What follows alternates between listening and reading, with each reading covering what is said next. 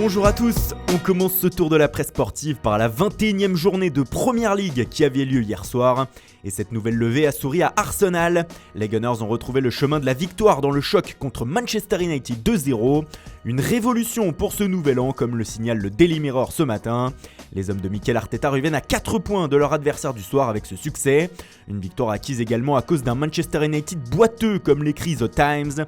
Les Red Devils sont retombés dans leur travers et dans les prochaines semaines, ils devront de nouveau faire sans Paul Pogba.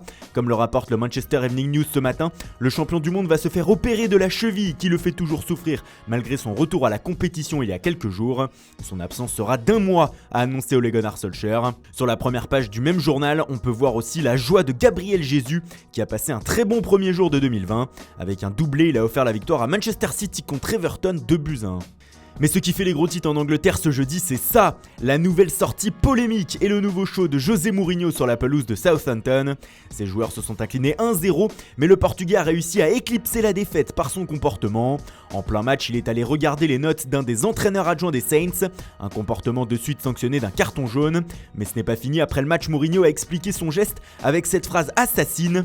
J'ai été grossier, mais j'ai été grossier envers un idiot. J'ai clairement mérité le carton jaune, j'ai mal parlé avec ce type. Une punchline qui fait la une du Sun ce matin, mais également du Daily Express ou encore du Daily Star. Mourinho est bel et bien de retour et les tabloïds n'en demandaient pas tant. Pour parler du sportif, revenons à la une du Sun qui signale le gros coup dur pour les Spurs qui ont perdu Harry Kane sur blessure hier. L'attaquant anglais devrait être absent 6 semaines. On ouvre la page Mercato maintenant de cette revue de presse avec un joueur de Tottenham justement en une en Italie. Il s'agit de Christian Eriksen. Le Danois fait la première page de Tuttosport en compagnie de Zlatan Ibrahimovic qui arrive aujourd'hui à Milan et de Dejan Kulusevski qui devrait signer ce jeudi à la Juve. Et il fait les gros titres car l'Inter Milan aurait décidé de le recruter cet hiver. Lui qui sera en fin de contrat avec les Spurs en juin prochain. La Gazzetta dello Sport parle d'un rêve des Lombards qui veulent le faire signer un contrat en janvier pour cet été afin d'être sûr qu'il ne choisisse pas une autre destination. Le quotidien italien voit cela comme une réponse à la Juve qui lui a chippé Kulusevski au nez et à la barbe. Arturo Vidal pourrait aussi arriver à l'Inter, une décision pourrait être prise aujourd'hui.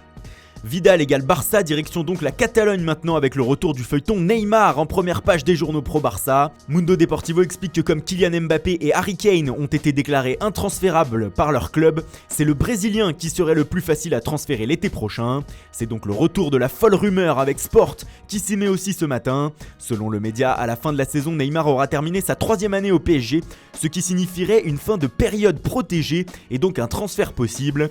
Bref, tout Barcelone se remet à croire à un retour du Brésilien. Mais avant cela, il y a d'autres dossiers comme celui de Dani Olmo. La pépite du Dinamo Zagreb aurait fait l'objet d'une offre officielle de la part du Barça pour l'été prochain.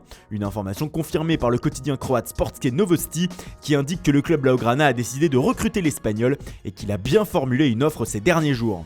On part en Allemagne maintenant où la guerre semble déclarée au sein du Bayern Munich selon Sportbild.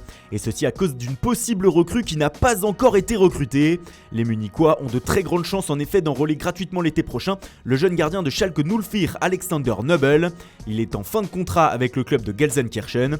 Mais problème, la direction bavaroise aurait demandé à Manuel Neuer de partager le temps de jeu avec lui la saison prochaine afin de préparer l'avenir. Une demande qu'a refusé catégoriquement le champion du monde 2014 et qui n'aurait pas été ravi de la nouvelle. Bref, un bras de fer semble engagé à Munich sur la stratégie à adopter pour le poste. Et on termine par Mario Balotelli qui fait déjà la une en Italie ce 2 janvier.